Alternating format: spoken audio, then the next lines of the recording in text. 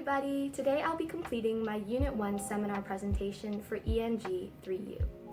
I will be analyzing the fictional piece Lather and Nothing Else, also known as Just Lather, That's All, written by Hernando Tellez. This short story describes the encounter between a town barber, a secret revolutionary, and Captain Torres, the leader of the existing regime's military troops. The barber is shaken by the presence of his enemy, but as Torres receives his shave, he assumes the barber is an ally and casually discusses the punishment of 14 captured rebels that evening. The barber, with his sharp razor in hand, must decide whether or not to murder Captain Torres, the man responsible for killing countless of his comrades.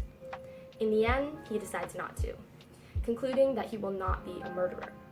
Captain Torres leaves with a perfect shave and reveals that he knew the barber was a rebel all along. But he knows it's not easy to kill.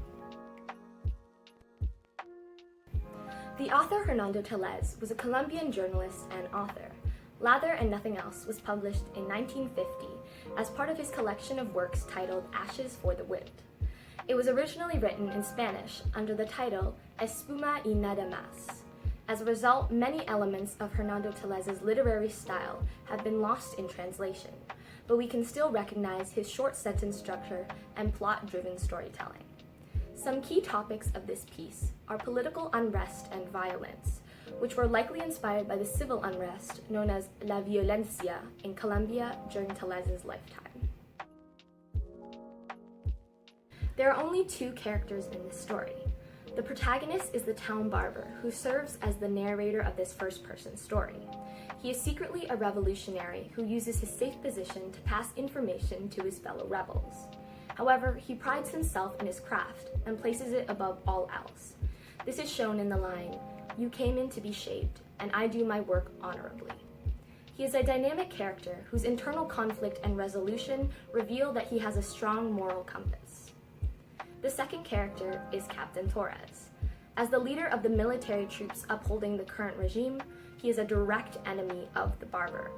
Seeping with confidence, Torres is relaxed in contrast to the barber's skittish behavior. He is clearly accustomed to having power over people. Torres is violent and merciless. He has killed dozens of rebels and wears a cartridge-studded belt with the pistol holder suspended from it. Nevertheless, the plot twist at the end reveals that he is brave, for willingly putting himself at the mercy of the enemy to test a theory, and that he has some form of conscience, since he tells the barber that killing isn't easy.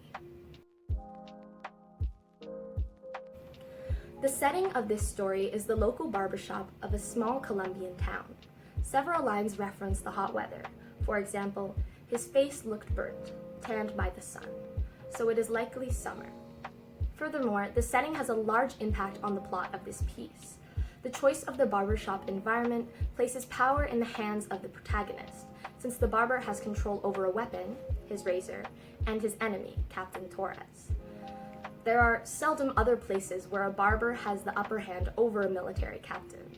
Therefore, the conflict of this story is driven by this specific setting. During the exposition, Captain Torres walks into the barbershop for a shave. It is revealed that the barber is secretly a revolutionary, but Torres is unaware of this. The trigger incident of the conflict can be traced to this sentence of the barber's narration. "And with the enemy in my house, I felt a certain responsibility." This leads into the rising action, where the barber begins to consider murdering Torres during the shave. The climax is the barber's back and forth struggle to decide whether or not to kill Captain Torres. Ultimately, he decides against it with the line, "But I don't want to be a murderer. No, sir." The following action is brief. Captain Torres examines his perfect shave and gets ready to leave. At the exit, he reveals that he knew the barber was a rebel all along, and this plot twist serves as the denouement of the story. While there are references towards a man versus man conflict between the rebels and the military troops, the main conflict is person versus self. It is the internal struggle of the barber as he decides whether or not to kill Captain Torres. One theme of Lather and Nothing Else is that violence is a cycle. The barber realizes that he has many reasons to justify murdering Captain Torres. The man has killed countless of his colleagues, he is cruel, and killing him may protect innocent lives in the future. However, the barber realizes that Torres is simply one part of a larger problem. Killing him will not stop the brutality towards the rebels, since someone else will just replace him. This is shown in the line, "Others and still others keep coming, and the first kill the second, and then these kill the next, and so on until everything becomes a sea of blood." In fact, this murder will only add fuel to the fire, inspiring more retaliation from both sides. The barber recognizes that an act of violence will not be the solution in the long run. The main symbol of this story is the razor. Wielded by the barber, it represents power and decision-making. In the conflict, the razor can either bring forth a perfect shave or a death, but its purpose is left up to the barber to decide. An example of foreshadowing is the title itself, Lather and Nothing Else. This title hints at the story's resolution, where the barber decides not to kill Captain Torres. "I don't want to stain my hands with blood, just lather and nothing else. You are an executioner. I am only a barber." There is an example of situational irony in this story, where what appears to be contrasts with what is actually true.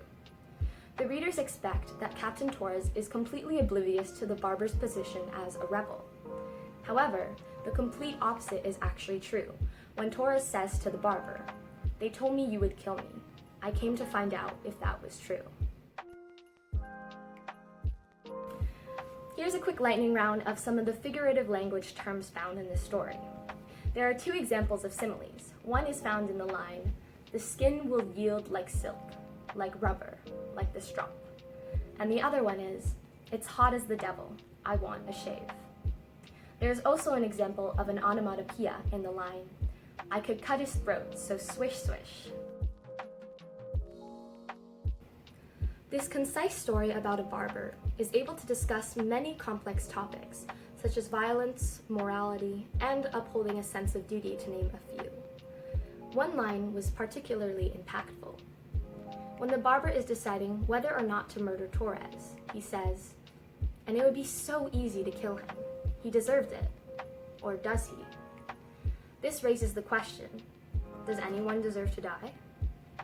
Currently, capital punishment, or the death penalty, is legal in more than 20 countries. I personally believe that this punishment makes the government complicit with killers in devaluing human life.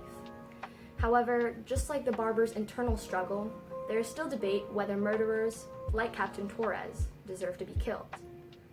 A final conclusion drawn from this story stems from the choice to use the first-person point of view.